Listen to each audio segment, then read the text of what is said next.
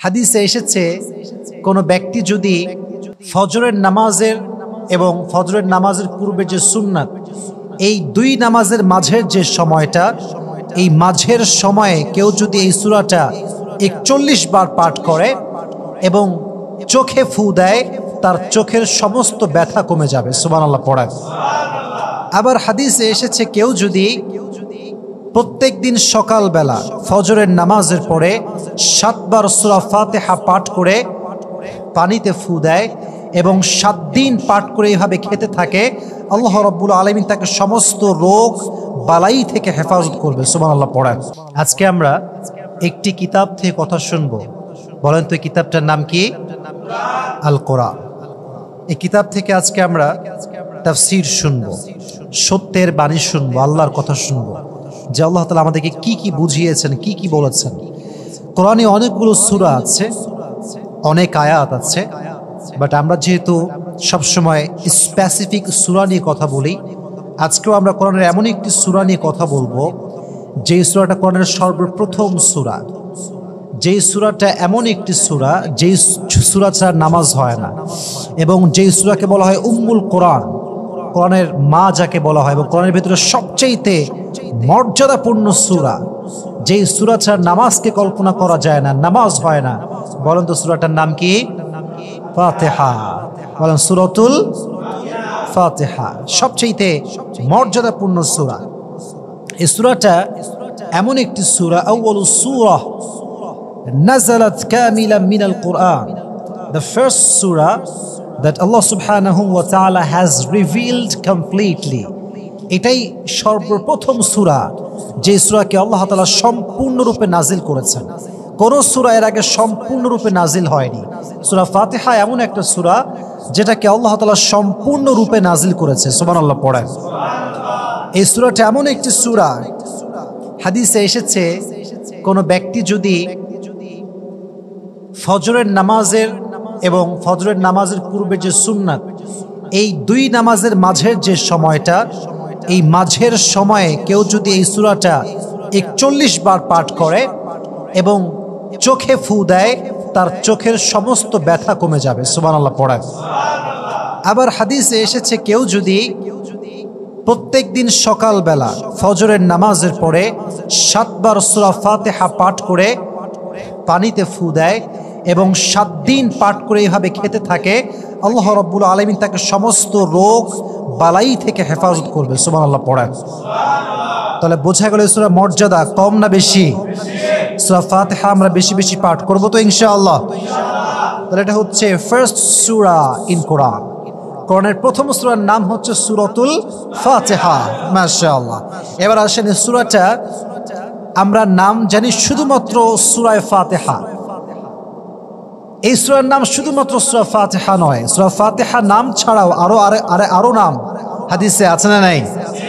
এই সূরাকে বলা হয় ফাতিহাতুল কিতাব, that means preface of the book, introductory সূরা।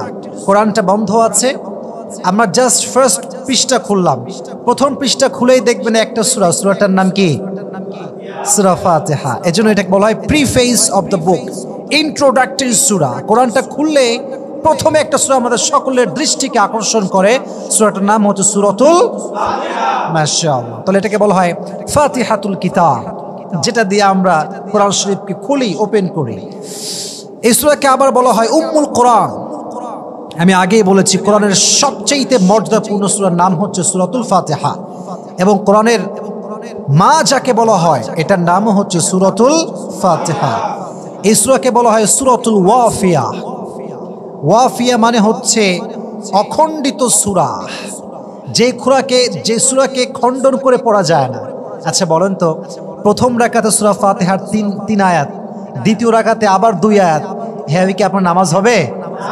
দ্বিখণ্ডিত সূরা। এটা খণ্ড খণ্ড করে পড়া যায় না। এটা আপনি চাইলে খণ্ড খণ্ড করে পড়তে পারবেন না, আপনাকে পড়তে হলে সম্পূর্ণ পড়তে হবে। সুবহানাল্লাহ পড়েন।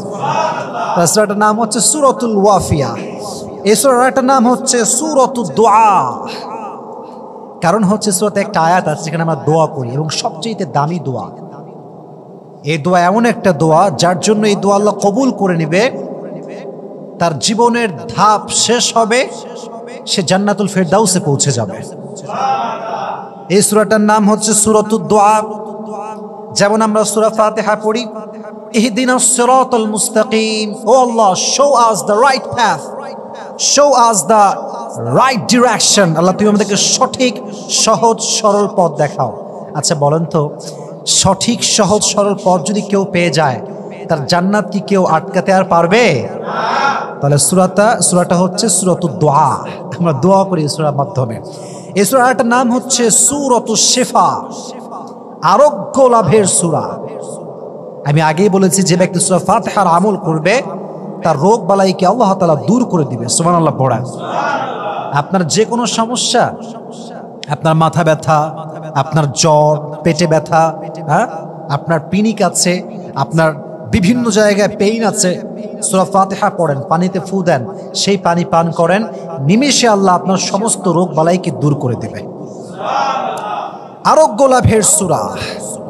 এই যে ফু দেওয়া, পানিতে ফু দেওয়া, এই ফু কিন্তু সবার ফুয়ে বরকত থাকে না। মনে রাখবেন, পৃথিবীতে পীরের চাইতে মায়ের দোয়ার দাম বেশি, ঠিক কিনা বলেন? আমরা পীর সাহেবের কাছে দোয়া চাই যে পীর সাহেব এই নেন মুরগি, এই নেন ছাগল, এই নেন গরু, সব দিয়ে দোয়া চাই। পীর সাহেব পিশাব করেই পানি নেয় না, ঠিক কিনা বলেন? তার দোয়া কবুল হবে কেমন করে? পৃথিবীতে মনে রাখবেন, পীর সাহেবের দোয়া কবুল হবে এমন কোনো হাদিস নাই, পীর সাহেবের দোয়া কবুল হবে এমন কোনো আয়াত নাই, বাট মায়ের দোয়া বৃথা হবে না এর ব্যাপারে হাদিস আছে না নাই? এর ব্যাপারে আল্লাহর কথা আছে না নাই? মায়ের থেকে দোয়া নেবেন। তাহলে বোঝা গেল ফু সবাই দিলেই কাজ হয় না। ফুয়ের জন্য একটা ব্যক্তিত্বপূর্ণ মানুষ, আমলওয়ালা মানুষের দরকারটা আছে না নাই? পৃথিবীতে সবচাইতে মর্যাদাপূর্ণ মানুষ ছিলেন, তাকওয়াবান, যিনি মুত্তাকি ছিলেন, তিনি হচ্ছেন আমাদের বিশ্বনবী মুহাম্মদুর রাসূলুল্লাহ সাল্লাল্লাহু আলাইহি ওয়াসাল্লাম। হাদিসে এসেছে, একবার বিশ্বনবীর কাছে সাহাবা একরাম আসলো, এসে বলল, ইয়া রাসূলুল্লাহ, ইয়া হাবিবাল্লাহ, আমাদের এলাকার ভেতরে একটা কুয়া আছে, কুয়ার ভেতরে পানির লেয়ারটা অনেক নিচে নেমে গিয়েছে, পানি উঠতে চায় না। আমরা বিভিন্নভাবে ট্রাই করেছি, পানি আর উঠতে চায় না। নবীজি ডাক পেয়ে চলে আসলেন ছুটে। নবীজি সুন্দর করে এসে অজু করলেন, অজু করে কুলি করলেন। যখন কুলের পানি কুয়ার ভেতরে ফেললেন, নবীজির কুলির পানির বরকতে কুয়ার পানিগুলো, পানির পম্পম মেশিন যেমন ঢল ঢল করে পানি বের হয়, নবীজি কুয়ার ভেতরে অজু পানি ফেলার সঙ্গে সঙ্গে কুয়ার ভেতর থেকে লেয়ার থেকে পানি গলগলিয়ে বের হতে শুরু করেছে। সুবহানাল্লাহ পড়েন। তাহলে নবীজির কুলির ভেতরেও একটা বরকত আছে না নাই? আর এক হাদিসে এসেছে, একবার সাহাবীরা এসে বলল, ইয়া রাসূলুল্লাহ, আমাদের এলাকায় যে কুয়া আছে, যেখান থেকে আমরা পানি খাই, এই পানিটা নোনা পানি হয়ে গিয়েছে। নোনা পানি, পানির ভিতরে কোনো স্বাদ নাই, মিষ্টতা নাই। নবীজি বললেন, তাই? আমাকে একটু সময় দাও। নবীজি আসলেন, অজু করলেন, অজু করে কুলিটা জাস্ট কুয়াতে ফেললেন, কুয়ার পানি সঙ্গে সঙ্গে মিষ্ট হয়ে গেল। সুবহানাল্লাহ পড়া। তাহলে বোঝা গেল, আমাদের ফু, নবীজির ফু, আমাদের কুলির পানি আর নবীজির কুলির পানি কখনো এক হতে পারে? আর একটা ছোট্ট হাদিস শোনাই সূরা ফাতিহাকে নিয়ে, স্পেসিফিকলি হাদিস এটার জন্য। একবার আমার চোখের চোখ, সাহাবা একরাম সফর থেকে ফিরে আসছিলেন, হঠাৎ করে দেখলেন রাস্তার মাঝে জটলা পেকে আছে, চতুর্পাশের লোক, এবং মাঝে একজন শুয়ে আছে, সবাই থেকে ঘিরে ধরে আছে। সাহাবা একরাম সবাই মিলে ওখানে গিয়ে গেলেন। ওখানে যাওয়ার পরে বললেন যে, ভাই কি হয়েছে, সবাই ঘিরে ধরে আছেন কেন? ডাক দিয়ে বলছে, ভাই এটা আমাদের লিডার, আমাদের নেতা সাপে কেটেছে। কি কেটেছে? সাপে। কাটার কারণে সে সেন্সলেস, জ্ঞান নাই, কথা বলতে পারছে না। এজন্য তারা বিভিন্ন বদ্যরাজ, কবিরাজকে ডেকে ঝাড়ফু করছে, বিভিন্ন মন্ত্র পড়ছে। সাহাবা একরাম সুযোগ বুঝে কোপ মারছে, বলছে, ভাই শোনো, তোমাদের নেতা এভাবে ঠিক হবে না, বদ্যরাজ দিয়ে ঠিক হবে না, আমাদেরকে একটা সুযোগ দাও, আমরা ফু দিয়ে তোমার নেতাকে ঠিক করে দিব। সুবহানাল্লাহ পড়েন। তারা ডাক দিয়ে বলছে, এটা কি সম্ভব নাকি, সত্যি নাকি এইটা? বলছে, আমাদেরকে সুযোগ দাও, তবে একটা শর্ত আছে। তোমাদের কাছে অনেকগুলো বকরি দেখতে পাচ্ছি, কোন হাদিসে আসছে 30টা, কোন হাদিসে আসছে 100টা। বলছে, আমাদেরকে হয় 30টা বকরি দেওয়া লাগবে, না হয় 100টা বকরি দেওয়া লাগবে। 2টা রেওয়ায়াত বললাম। তো তারা বলল ঠিক আছে যাও, দ্য ডিল ইজ ফাইনাল, আমরা তোমাদেরকে দিব, বাট তোমার ঠিক করে দাও। ওই সাহাবীরা সূরা ফাতিহা পড়ে ফু দিয়েছে। প্রথম ফু দিয়েছে, নেতার চোখ খুলে গিয়েছে। দ্বিতীয় ফু দিয়েছে, উঠে বসেছে। তৃতীয় ফু দিয়েছে, হাঁটতে শুরু করেছে। সুবহানাল্লাহ পড়ে তারা 30টা বকরি নিয়ে ফিরে আসছে। মাঝ রাস্তায় ক্ষুধার্ত হয়ে গিয়েছে, খাওয়া শুরু করে দিয়েছে। একটা ছাগল জবাই করে ওখানেই খাওয়া, ধাপুস দুপুস করে খেয়ে আসছে। আরো কয়েকটা ছাগল নিয়ে ফেরত আসছে। এখন তারা সন্দিহানে পড়ে গেছে, আরে ছাগল যে খাইলাম এটা কি জায়েজ হলো নাকি না জায়েজ? তো নিয়ে আসছি ছিনাই, ফু দিয়ে নিয়ে আসছি 30টা ছাগল। Is it really permissible to eat? খাওয়া কি জায়েজ আছে? নবীর কাছে সবাই আসছে, নবী হে, একজন মানুষকে ফু দিয়ে আমরা উঠাই ফেলছি, সূরা ফাতিহা পড়ে ফু দিয়েছি, মানুষটা উঠে গিয়েছে, তার বিনিময়ে তার প্রজারা আমাদেরকে ছাগল দিয়েছে, এটা কি খাওয়া জায়েজ হবে নাকি না জায়েজ হবে? নবীজি বললেন না জায়েজ মানে কি বেটা, তোমার তো কোনের মর্যাদাকে বাড়াই দিয়ে আসছো। সুবহানাল্লাহ পড়ে তোমরা একাই খেও না, পারলে আমার দুই একটা দিয়ে যাও। তাহলে বোঝা গেল সূরা ফাতিহার মাঝেও একটা বরকত আছে না নাই? সবার ফু একরকম নয়, যার আমল যত হার্ড, যত শক্তিশালী, তার ফুর শক্তি তত বেশি। সুবহানাল্লাহ পড়ে তাহলে বোঝা গেল সূরা ফাতিহা আমরা আরোগ্য লাভের জন্য পাঠ করতে পারি, পানিতে ফু দিয়ে খেতে পারি। আর আপনার সন্তানের অসুখ হলে, এদিকে যারা আমাকে শুনছেন যুবক ভাইয়েরা, যারা আব্বা আম্মারা শুনবেন আমাকে, সবাইকে বলছি, সন্তান অসুস্থ হলে হুজুরের কাছে পড়ে যাবেন, ওটা পরের ব্যাপার, এটা পরের সাবজেক্ট। হুজুরের দোয়ার চাইতে আপনার দোয়ার দাম আল্লাহর কাছে বেশি। সুন্দর করে গ্লাস নেবেন, সূরা ফাতিহা পড়ে ফু দিবেন, আপনার সন্তানকে খাওয়াবেন, নিমিষেই আপনার সন্তানকে সুস্থ করে দিবে একজন, তিনি কে? তাহলে বোঝা গেল সূরা ফাতিহা পড়ে ট্রাই করতে পারেন, ফু দিতে পারেন, দোয়াটা করতে পারেন। তাহলে সূরাটার আরেকটা নাম হচ্ছে সূরাতুশ শিফা, আরোগ্য লাভের সূরা। এই সূরার আরেকটা নাম হচ্ছে সাবউল মাসানি, নিত্য পাঠনীয় সপ্তম বাক্য। কোরআনে আল্লাহ বলছেন ওয়ালাকাদ আতাইনাকা সাবআম মিনাল মাসানি ওয়াল কুরআনাল আযীম, নবী হে আমি আপনাকে নিত্য পাঠনীয় সপ্তম বাক্য দিয়েছি। এই 7টা বাক্য হচ্ছে সূরা ফাতিহার বাক্য। কোন সূরা বলেন? কোন সূরা? সূরাতুল ফাতিহার বাক্য, 7টা বাক্য, নিত্য পাঠনীয় সপ্তম বাক্য। আচ্ছা ভাবেন তো, আমাদের বয়স 27, 28, 25, 20 এরকম আর কি, বা 30 ধরলাম হায়েস্ট। একজন মানুষের বয়স যদি 30 হয় আর সে যদি প্রত্যেকদিন 5 ওয়াক্ত নামাজ পড়ে, তাহলে সে কতবার সূরা ফাতিহা পড়েছে এটা কখনো কল্পনা করা যাবে? বলেন, কথা বলেন, কল্পনা করা যাবে? কত শতবার, হাজারবার আমরা পড়েছি। তবে একটা বিষয় ফিল করেন, যত পড়ি তত মজা, যত পড়ি তত স্বাদ, কোনো বিরক্তি নাই, কোনো কষ্ট নাই। যেই মানুষটার বয়স 50, 60, 70, সে কত হাজারবার পড়ছে সূরা ফাতিহা, সে কি কখনো বলছে যে সারা জীবন সূরা ফাতিহা পড়লাম, আজকে সূরা বাকারা দিয়ে শুরু করব? এরকম কখনো হয়েছে নাকি? কখনো হবে না। লা তুহসা আজাইবুহু ওয়ালা তাবলা গরাইবুহু, কোরআনের আশ্চর্যের কোনো শেষ নাই, কোরআনের অবাক হওয়ার কোনো শেষ নাই। কোরআন যত তুমি পড়বা তত বেশি নতুন লাগতে শুরু করবে। সুবহানাল্লাহ। তাহলে কোরআনের আশ্চর্যান্বিতার কোনো শেষ নাই। এজন্য আমরা সূরা ফাতিহা বেশি বেশি পাঠ করব। রাজি আছেন তো ইনশাআল্লাহ? তাহলে সূরাটার নাম শুধুমাত্র সূরা ফাতিহা নয়, সূরাটার নাম হচ্ছে ফাতিহাতুল কিতাব, সূরাটার নাম হচ্ছে উম্মুল কোরআন, সূরাটার নাম হচ্ছে সূরাতুল ওয়াফিয়া, সূরাটার নাম হচ্ছে সূরাতুশ শিফা, সূরাটার নাম হচ্ছে সূরাতুদ দুআ, এই সূরাটার নাম হচ্ছে সাবউল মাসানি। তাহলে বোঝা গেল হাদিসে বিভিন্ন নাম সূরা ফাতিহার আছে না নাই? তাহলে বোঝা গেল এই হচ্ছে সূরা ফাতিহার বিভিন্ন নাম। ওকে, লেটস টক অ্যাবাউট দ্য তাফসীর।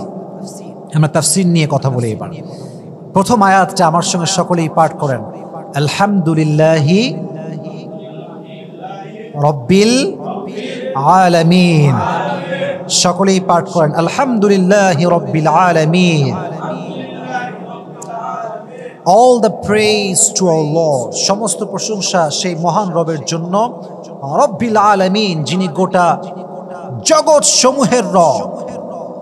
এই যে আলহামদু, হামদ মানে হচ্ছে প্রেইজ, প্রশংসা। হামদ মানে কি? প্রশংসা। সবচেয়ে প্রশংসা পাওয়া ডিজার্ভ করে এক সত্তা, তিনি কে? প্রত্যেক দিন নামাজে আমরা দাঁড়াই আলহামদুলিল্লাহ রাব্বিল আলামিন, বারবার আমরা এটার সাক্ষ্য দেই যে আল্লাহ সমস্ত প্রশংসার তুমি আমার রব, তুমি আমার আল্লাহ। সুবহানাল্লাহ পড়ায়। এই যে হামদ, এই হামদ মানে হচ্ছে প্রশংসা। এই যে আমরা যখন রুকু থেকে উঠি, ইমাম সাহেব বলেন কি? বলেন তো দেখি, সামিআ আল্লাহু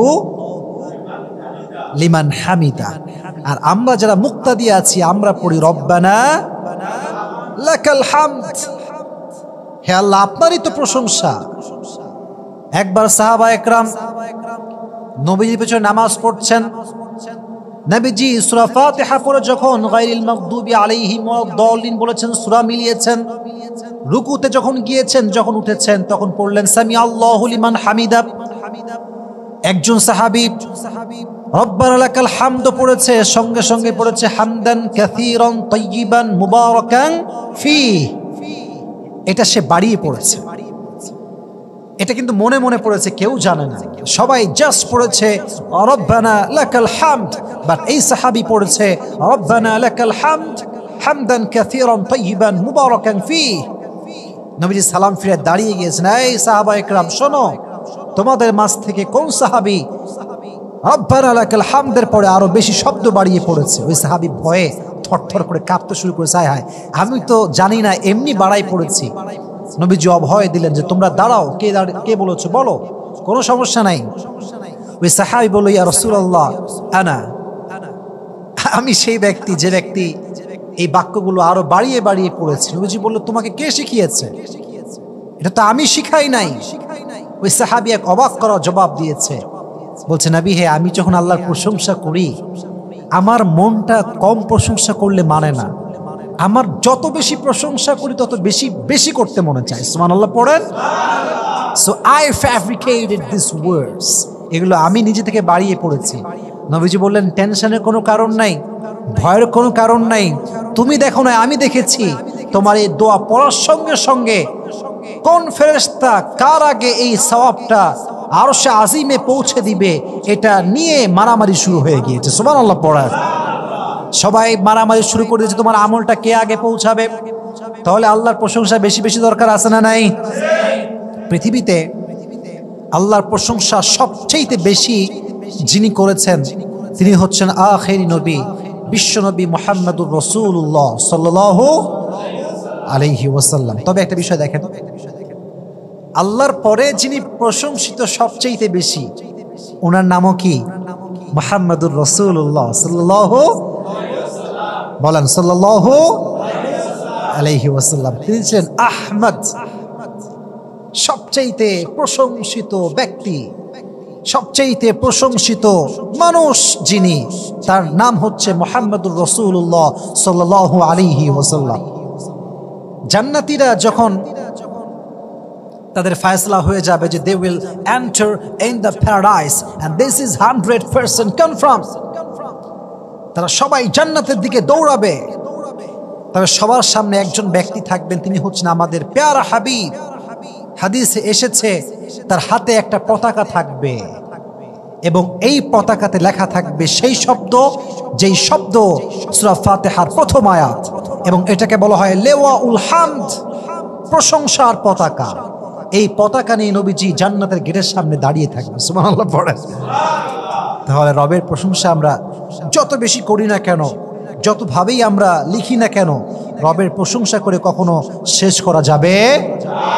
So all the praise to Allah. We are grateful. আমরা আল্লাহর কাছে শুকরিয়া আদায় করি যে আল্লাহ আমাদেরকে সৃষ্টি করেছেন। আমরা প্রশংসা করি রবের জন্য। বেশি বেশি প্রশংসা আমরা করব তো ইনশাআল্লাহ। তাকবীর দেন আমার সঙ্গে, লিল্লাহি তাকবীর। আবার লিল্লাহি তাকবীর। মাশাআল্লাহ। এবার আসেন রব্বিল আলামিন। আমরা আল্লাহও বলি, রবও বলি। মাথায় রাখবেন রব কাকে বলে। হু ইজ রব? What is the definition of রব? রবের সংখ্যা কি? খুব মনোযোগ দেন, খুব বেশি ফোকাস করেন, ঠিক আছে? মনোযোগ না থাকলে কথাগুলো রিয়েলাইজ করতে পারবেন না।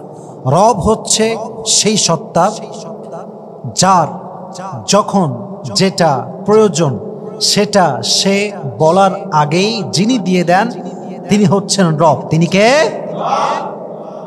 তিনি হচ্ছেন আল্লাহ, তিনি হচ্ছেন আমাদের রব। আমি আবারও বলছি, রব মানে হচ্ছে যখন যার যেটা যতটুকু প্রয়োজন সেটা তাকে তার বলার আগেই যিনি দিয়ে দেন, যিনি আগেই সেট করে দেন, তিনি কে? রব মানে হচ্ছে আল্লাহ। রব মানে কে? আল্লাহ। এটা হচ্ছে রবের ডেফিনেশন। এবার একটু ভাবেন যে আল্লাহ কিভাবে দিয়েছেন সব আগে আগে। মনে করেন আপনার মায়ের পেটে আপনি ছিলেন, you was just a sperm drop, আপনি একটা ছোট্ট শুক্রাণু ছিলেন।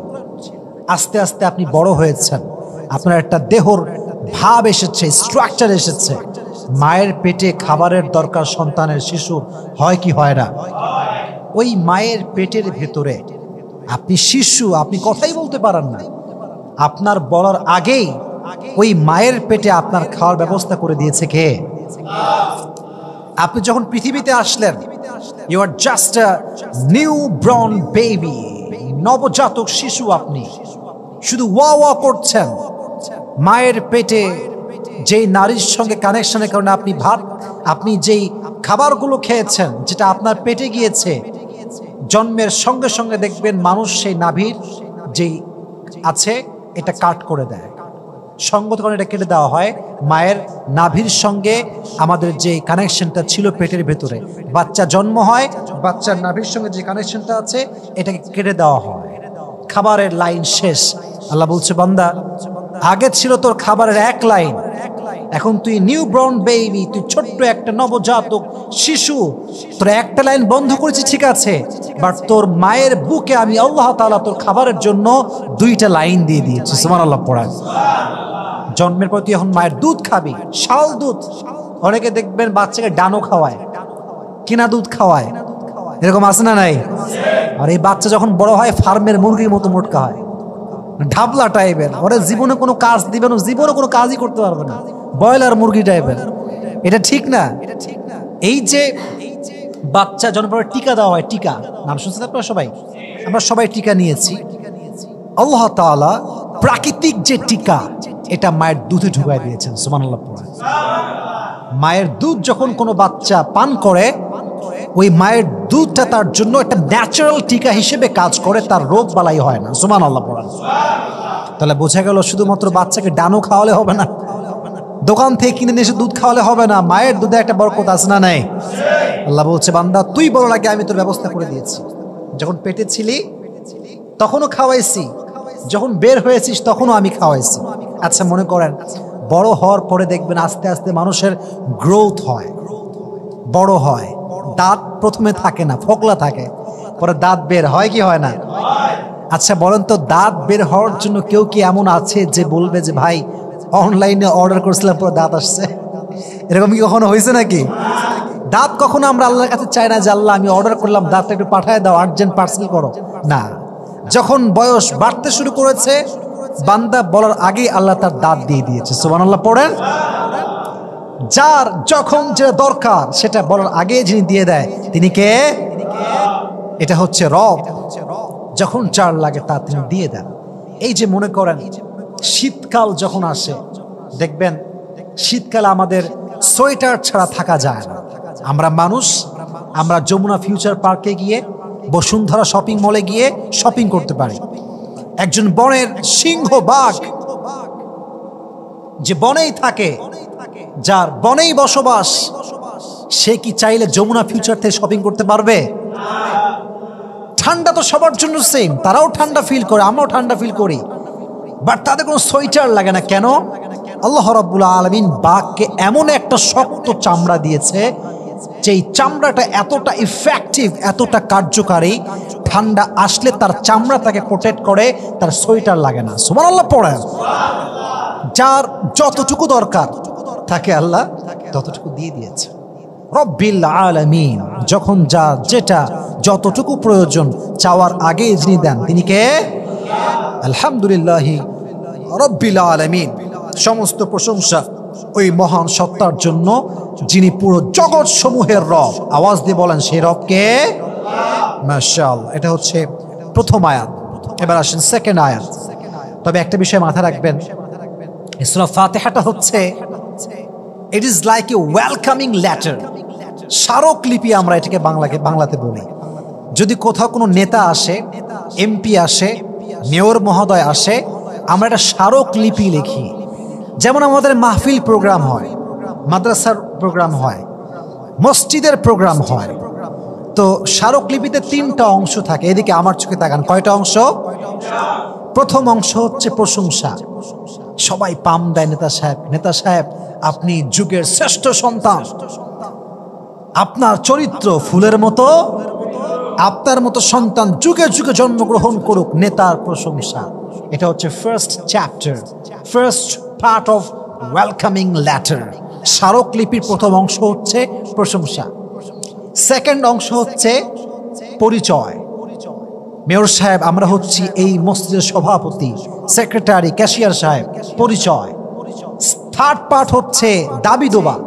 মেয়র সাহেব আপনি আমাদের অনেক গ্রহণযোগ্য ব্যক্তি, আমাদের মসজিদে টাইলস লাগবে, এসি লাগবে, অজুখানা লাগবে, আপনি তাকালেই এগুলো হয়ে যাবে।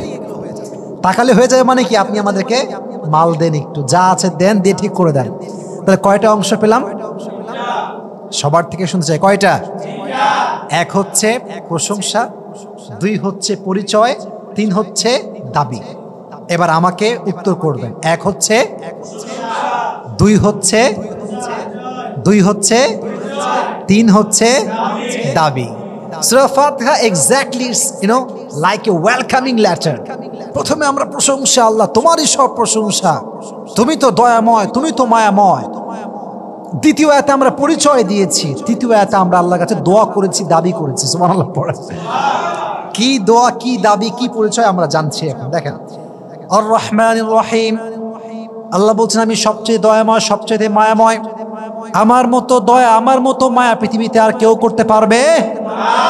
পৃথিবীতে আল্লাহ তাআলা ভালোবাসাকে 100 ভাগ করেছেন। আমরা সবাই জানি হাদিসটা।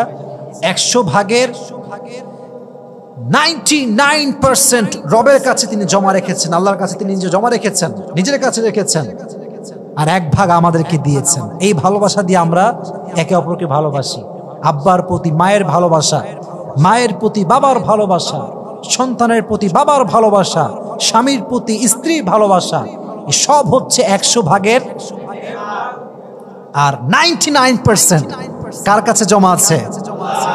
তাহলে just try to think about it, just try to ponder on this matter. একটু ভাবেন, যদি 1 ভাগ ভালোবাসার অবস্থা এই হয়, একটু ভালোবাসা হইলে হাত কেটে ফেলে, সুইসাইড করে ফেলে, বাড়ি ঘর ছেড়ে চলে যায়, সব কিছু ছেড়ে দুনিয়া ত্যাগ করে ফেলে।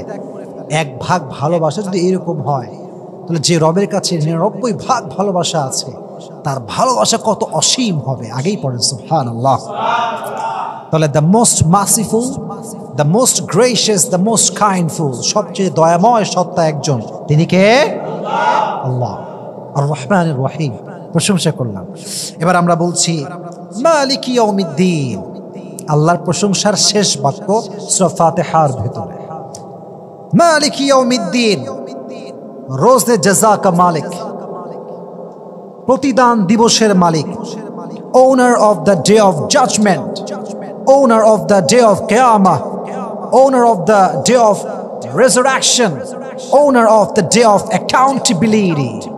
যেই দিন হিসাব নিকাশ হবে, এই সব কিছু প্রতিদান দিবে একজন, তিনি কে? যারা আমরা মুসলমান আছি তারা আমরা বিশ্বাস করি দুনিয়ার জীবনটা এটা স্থায়ী জীবন নয়, এটা হচ্ছে অস্থায়ী জীবন। একদিন পৃথিবীর সমস্ত মানুষকে ফিরতে হবে একজনের কাছে, তিনি কে? All the Muslim, we believe that there will be a final hour bringing the end to this world's life, and there will be a last day. After that there will be no other day. আমরা বিশ্বাস করি যে আমাদের এই দিন নয়, আরো দিন। একদিন এমন দিন আসবে যেই দিনের পরে আর কোনো দিন হবে না। সেটা হবে কবরের জীবন, সেটা হবে পরকালের জীবন, সেটা হবে আখিরাতের জীবন, সেটা হবে কিয়ামতের দিবস। ঠিক না বলেন? মালিকি ইয়াউমিদ্দিন, ইয়াউমুদ্দিনটা আসলে কি, কিয়ামতের দিনটা আসলে কি, এটা আপনাকে আগে জানতে হবে। Yawmuddin means it is the day when Allah will resurrect all the creatures and gather them before Him and call them all to account for their deeds and faith during their life on earth. এটা হচ্ছে সেই দিন যেদিন মানুষকে আল্লাহ আবার জীবিত করবেন, তার সামনে আবার দাঁড় করাবেন এবং সবাইকে বলবেন তুমি কি আমল করেছো। They will be asked about their deeds and faith. ঈমান এবং আমল সম্পর্কে জিজ্ঞেস করা হবে। فَمَن يَعْمَلْ مِثْقَالَ ذَرَّةٍ خَيْرًا يَرَهُ وَمَن يَعْمَلْ مِثْقَالَ ذَرَّةٍ شَرًّا يَرَهُ। ওই দিন যে মানুষ শস্য দানা পরিমাণ আমল করেছে, ওই দিন যে মানুষ শস্য দানা পরিমাণ খারাপ কাজ করেছে, এই ভালো আমল এবং খারাপ আমলকে ওজন দিবে কে? The man who has done an atom's weight of good, he will see it, and the man who has done an atom's weight of bad, he will see it. শস্য দানা পরিমাণ অন্যায় যা আপনি করেছেন, আল্লাহ এটাকে ওজন দিবেন। শস্য দানা পরিমাণ যে আমল আপনি করেছেন, আল্লাহ এটাকে ওজন দিবেন। Then what will happen? আল্লাহ বলছেন فَأَمَّا مَنْ ثَقُلَتْ مَوَازِينُهُ فَهُوَ فِي عِيشَةٍ رَاضِيَةٍ। যে ব্যক্তির বান্দা, যে বান্দার আমলনামা হালকা ভারী হয়ে যাবে, فَهُوَ فِي عِيشَةٍ رَاضِيَةٍ, তাকে জান্নাতে প্রবেশ করাবে একজন, তিনি কে? وَأَمَّا مَنْ ثَقُلَتْ مَوَازِينُهُ فَأُمُّهُ هَاوِيَةٌ। And when anyone's deeds will become light, become lower, they will enter in the hellfire. যে ব্যক্তির আমলনামা হালকা হবে, গুনাহের বোঝাটা ভারী হয়ে যাবে, সে হবে জাহান্নামী, সে হবে মালিক ইয়াউমিদ্দিন। রোজে জাযা কা মালিক হ্যায় তু, প্রতিদান দিবসের মালিক তো তুমি আল্লাহ। তাহলে প্রথম কথা বলেছিলাম, সমস্ত প্রশংসা সেই রবের জন্য, তিনি জগৎ সমূহের রব, তিনি দয়াময়, তিনি মায়াময়, এবং তিনি হচ্ছেন কিয়ামতের দিবসের মালিক। তিনি কে? প্রশংসা শেষ। এবার আসেন আমরা আমাদের we are going to introduce ourselves, যে আমরা কারা, আমরা পরিচয় দিচ্ছি। কি? ইয়াকা না'বুদু ওয়া ইয়াকা নাস্তাঈন। আল্লাহ, আমি তোমার গোলাম। আমাদের প্রথম পরিচয়, আমরা হচ্ছি গোলাম। আমরা কি? আমরা মানুষের গোলাম নই, আমরা রবের গোলাম, আমরা আল্লাহর গোলাম, আমরা আল্লাহর গোলাম। একটা কথা বলেই ফেলি, এটা প্রাসঙ্গিক কথা, জাস্ট মন থেকে বলছি যুবক ভাইরা, পৃথিবীতে নিজেকে এমন এক অবস্থানে নিয়ে যাবেন যেন আল্লাহ ছাড়া কারো কাছে মাথা নত না করতে হয়। ঠিক কিনা বলেন? তাকওয়া, ইখলাস সব ওকে আছে, বাট দিন শেষে পকেটে টাকা না থাকলে কাউরে ভালোবাসার জন্য খুঁজে পাওয়া যায় না। ঠিক কিনা বলো? তাকওয়া থাকবে, ইখলাস থাকবে, নামাজ থাকবে, আব্বা আম্মার সঙ্গে সব ব্যবহার সব ঠিকঠাক, দিন শেষে আমি টাকা কামাই করব, দিন শেষে আমি যোগ্যতা অর্জন করব, দিন শেষে আমি আমার অবস্থানকে শক্ত করব। আমি বিশ্বাস করি এইটা শুধুমাত্র তাকওয়া দিয়ে মানুষের মন জয় করা যায় না, জীবনে ভালো থাকা যায় না। তাকওয়ার পাশাপাশি যোগ্যতা অর্জন করতে হয়, সম্মানের জন্য লড়তে হয়, পৃথিবীতে সংগ্রাম করা ছাড়া বেঁচে থাকা যায় না। ঠিক না বলেন? তাহলে বোঝা গেল তাকওয়া দিয়ে শুধুমাত্র সবকিছু অর্জন করা যায় না। তাকওয়া হচ্ছে মেইন জিনিস, পাশাপাশি আপনার ব্যাংক ব্যালেন্স থাকতে হবে, মোটামুটি চলার মতো যোগ্যতা থাকতে হবে, একটা জব থাকতে হবে, যেভাবেই হোক you have to be qualified, নিজেকে যোগ্যতা সম্পূর্ণ করবেন। রাজি আছেন তো ইনশাআল্লাহ? তাহলে কি হবে? মানুষের কাছে আপনার হাত পাততে হবে। আমার কাছে মনে হয় পৃথিবীতে সবচেয়ে অসম্মানের বিষয়টা হচ্ছে তখন যখন মানুষের কাছে হাত পাতা লাগে। পৃথিবীতে সবচেয়ে অসম্মানের বিষয়টা তখন যখন মানুষের কাছে সাহায্য চাইতে হয়। আমার মনে হয় রবের কাছে আমি 1 কোটি বার সেজদা দিতে প্রস্তুত আছি, 1 কোটি বার কান্না করতে প্রস্তুত আছি, বাট মানুষের সামনে মাথা নত করবো এটা আমি রাজি না। ঠিক না বলেন? ইয়াকা না'বুদু ওয়া ইয়াকা নাস্তাঈন, তোমারই ইবাদত করি, তোমারই সেজদা করি, তোমার কাছে সাহায্য চাই। আমার সাহায্য চাই কার কাছে? আল্লাহর কাছে চাই। এবার আসেন, এটা আমাদের পরিচয়। আমি বলেছিলাম থার্ড পার্ট হচ্ছে দাবি দাবা। ফার্স্ট পার্ট ছিল প্রশংসা, সেকেন্ড পার্ট ছিল পরিচয়, থার্ড পার্ট হলো দাবি। আমাদের দাবি মানতে হবে, মানতে হবে, এরকম কথা আছে না নাই? আমাদের দাবি কি দেখেন, আমরা এবার দাবি করছি আমরা স্মারকলিপির কাজ শেষ করে ফেলেছি, প্রশংসাও করেছি, পরিচয়ও দিয়েছি, এবার আমাদের দাবি হবে। কথা বলেন আমাদের কি হবে? আচ্ছা তাকবীর দিয়ে, যেহেতু শেষ কথা তাকবীর দেন সবাই, লিল্লাহি তাকবীর, জোরে দেন না, লিল্লাহি তাকবীর। প্রথম দাবি, প্রথম দোয়া, প্রথম চাওয়া, ইহদিনাস সিরাতাল মুস্তাকিম, ও আল্লাহ আমাদেরকে তুমি সঠিক পথ দেখাও, সহজ সরল পথ দেখাও, যে নবীদের পথ, যা সিদ্দিকিনদের পথ, যা শুহাদাদের পথ, যেটা সলিহিনদের পথ। চারটা বললাম, কয়টা? নবিয়্যিন, সিদ্দিকিন, শুহাদা, সলিহিন, এই চারটা ক্যাটাগরি বললাম। এই পথটা হচ্ছে সিরাত আল মুস্তাকিম, সঠিক সহজ সরল রাস্তা। এই রাস্তা শুরু হবে, শেষ হবে জান্নাতুল ফেরদাউসের গেটে গিয়ে। Right path, right direction. এই দোয়াটা আমরা বেশি বেশি করবো, শুধু নামাজের মাঝেই না, এমনি সময় আমরা পড়বো। সকলেই পড়েন ইহদিনাস সিরাতাল মুস্তাকিম, সকলেই পড়েন আমিন। আল্লাহ আমাদের সবাইকে তুমি সঠিক সহজ সরল পথ দেখাও, পড়েন আমিন। তবে হ্যাঁ, সঠিক সহজ সরল পথ বলতে কি বোঝায়? অনেক ডেফিনেশন আছে, অনেক ব্যাখ্যা, তাফসির খুললে তাফসিরের কোনো শেষ নাই। আমি জাস্ট সারসংক্ষেপ বলছি। as-sirat al-মুস্তাকিমের ডেফিনেশন হচ্ছে, একটা মাথায় রাখবেন তাহলেই আজীবন কাজে দিবে। দুইটা বিষয় মাথায় রাখতে হবে, এক হচ্ছে কোরআন আর এক হচ্ছে সুন্নাহ। এটা হচ্ছে pillar, pillar of life, pillar of Islam, pillar of the people of paradise. যারা জান্নাতি, যারা সঠিক পথের আহ্বানকারী বা যারা সঠিক পথে চলে, তারা দুইটা বিষয়কে মাথায় রাখে, এক হচ্ছে কোরআন, এক হচ্ছে কি, দুই হচ্ছে সুন্নাহ। সুন্নাহ মানে হচ্ছে যা নবীজি বলেছেন তা করব, যা নবীজি বলেন নাই তা আমরা করব। কোরআনে আল্লাহ বলেছেন ওয়ামা আতাকুমুর রাসূলু ফাখুযু ওয়ামা নাহাকুম আনহু ফান্তাহু। তুমি যদি তোমার জীবনের সফলতার চূড়ান্ত পর্যায়ে পৌঁছাতে চাও, নবী যা বলেছেন তাই করো, তিনি যা মানা করেছেন তাই করো, সফলতা দিয়ে দিবে কে? Whatever he brings with, take it. Whatever he forbids, abstain from it. নবীজি যা বলেছেন তা আমরা আগলে ধরবো, যা তিনি বলেন নাই তা আমরা ছেড়ে দেব। রাজি আছেন তো ইনশাআল্লাহ? এটা হচ্ছে সঠিক সহজ সরল পথ। এবার আসেন শেষ দোয়া, সিরাতাল লাযীনা আনআমতা আলাইহিম।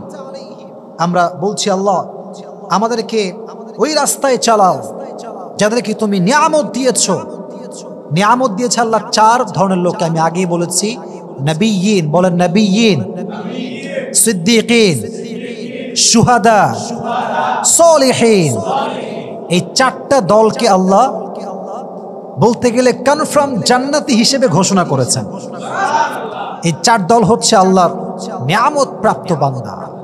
এই চারটা দলের মাঝে আল্লাহ আমাদেরকে শামিল করুক, পড়া আমিন।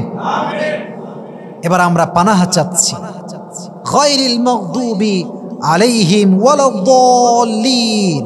আমরা বলছি আল্লাহ তুমি আমাদেরকে সেই পথ থেকে বাঁচাও যেটা এমন পথ যাদেরকে তুমি গজব দিয়েছো, যাদেরকে তুমি ধ্বংস করে দিয়েছো, তারা হচ্ছে ইহুদি। তারা কি? ইহুদি। গায়রিল মাগদুবি আলাইহিম এর দ্বারা উদ্দেশ্য হচ্ছে ইহুদি, ওয়ালাদ-দাল্লিন পথভ্রষ্ট মানুষদের রাস্তা থেকে আমাদেরকে বাঁচাও, এর দ্বারা উদ্দেশ্য হচ্ছে নাসারা। দ্যাট মিন্স আল মুরাদু বিল মাগদুবি আলাইহিম আল ইহুদি ওয়ালাদ-দাল্লিন ওয়াল মুরাদু বিদ-দাল্লিন আন নাসারা। আল মাগদুবি আলাইহিম দ্বারা উদ্দেশ্য হচ্ছে ইহুদি গোষ্ঠী। কোন গোষ্ঠী? আর ওয়ালাদ-দাল্লিন দ্বারা হচ্ছে সেই গোষ্ঠী যারা হচ্ছে খ্রিস্টান। তারা কি? তাহলে আমরা দুই দল থেকে পানাহা চাইলাম, এক হচ্ছে ইহুদি আর এক হচ্ছে নাসারা বা খ্রিস্টান। তাহলে আল্লাহর নিয়ামত প্রাপ্ত বান্দাদের দল হচ্ছে চারটা। একটু বলেন তো কয়টা? এক হচ্ছে নবিয়্যিন, রিপিট করেন, এক হচ্ছে নবিয়্যিন, দুই নাম্বার মাশাআল্লাহ, তিন নাম্বার মাশাআল্লাহ, চার নাম্বার সলিহিন। এই চারটা দল হচ্ছে আল্লাহর নিয়ামত প্রাপ্ত বান্দা। আর দুটি দল থেকে আমরা আজকে আল্লাহর কাছে পানাহ চাচ্ছি, পানাহ চেয়েছি, আগামীতেও চাবো। এক হচ্ছে তারা যাদেরকে আল্লাহ গজব দিয়ে ধ্বংস করেছেন, তারা হচ্ছে ইহুদি। তারা কি? এবং সর্বশেষ যাদের থেকে আমরা পানাহ চাইলাম আল্লাহর কাছে, তারা হচ্ছে এমন দল যারা পথভ্রষ্ট। তারা হচ্ছে, আল্লাহ আমাদের সবাইকে সঠিক, সহজ, সরল পথ দেখে সে অনুযায়ী এবং সেই রাস্তায় চলার তৌফিক দান করুক। পড়ুন আমিন। এবার আসুন আমরা একটু সামারি বলি, সারাংশ বলি, এরপরে আমরা দোয়া করব। আজকে আমরা যে সূরা থেকে কথা শুনলাম, সূরাটার নাম কি? আরো জোরে, নাম কি? কোরআনের এমন একটি সূরা যেই সূরা ছাড়া নামাজ কল্পনা করা যায়, যেই সূরাটা হচ্ছে আরোগ্য লাভের সূরা। বলেছিলাম এই সূরা ফাতিহা এমন একটি সূরা যেটা পানিতে ফু দিয়ে যদি কেউ পান করে 7 দিন আমল করে, তার রোগ বালাই থেকে হেফাজত করবে একজন। তিনি কে? আমি বলেছিলাম সূরা ফাতিহা ছাড়াও এই সূরার আরো কিছু নাম আছে না নাই? বলেছিলাম সূরাটার নাম হচ্ছে ফাতিহাতুল কিতাব, প্রিফেস অফ দ্য বুক। এই সূরার নাম হচ্ছে সূরাতুল ওয়াফিয়া, অখণ্ডিত সূরা। এই সূরার নাম হচ্ছে সূরাতুশ শিফা, আরোগ্য লাভের সূরা। সূরাটার নাম হচ্ছে সূরাতুদ দুআ। সূরার নাম হচ্ছে সাবউল মাসানি। এই সূরার এত নাম আছে যেটা এখন বলা পসিবল না। তাহলে এই নামগুলো মনে রাখবো। রাজি আছেন তো ইনশাআল্লাহ? বলেছিলাম সূরা ফাতিহা হচ্ছে এমন একটা সূরা যেটা it's like a welcoming letter. এটা হচ্ছে স্মারকলিপির মতো। স্মারকলিপিতে কয়টা অংশ থাকে একটু বলে না, কয়টা? এক হচ্ছে প্রশংসা, এক কি? দুই হচ্ছে পরিচয়, দুই কি? তিন হচ্ছে দাবি। সূরা ফাতিহা ইজ ইটস লাইক দ্যাট। প্রথমে আমরা বললাম আলহামদুলিল্লাহি রাব্বিল আলামিন আর রহমানির রহিম মালিক ইয়াউমিদ্দিন। এই তিনটা বাক্য হচ্ছে প্রশংসার বাক্য। কিসের বাক্য? 4 নম্বর আয়াতে আমরা we introduced ourselves, আমরা নিজেকে পরিচয় দিয়েছি।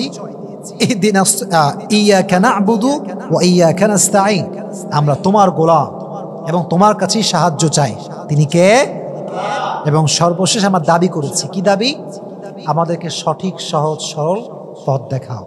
আমাদেরকে সেই পথ দেখাও যেই পথ তোমাদের নিয়ামত প্রাপ্ত বান্দারা চলেছে। আর আমাদেরকে দুইটা দল থেকে হেফাজত করো, এক হচ্ছে ইহুদি আর এক হচ্ছে খ্রিস্টান। আল্লাহ আমাদের সবাইকে যা যা বলেছি, যতটুকু বলেছি এই তাফসীর অনুযায়ী আমাদের সবাইকে আমল করার তৌফিক দান করুক। সকলে পড়া আমিন। ওয়া আখির দাওয়ানা আলহামদুলিল্লাহি রাব্বিল আলামিন। আসসালামু আলাইকুম ওয়া রাহমাতুল্লাহি ওয়া বারাকাতুহু।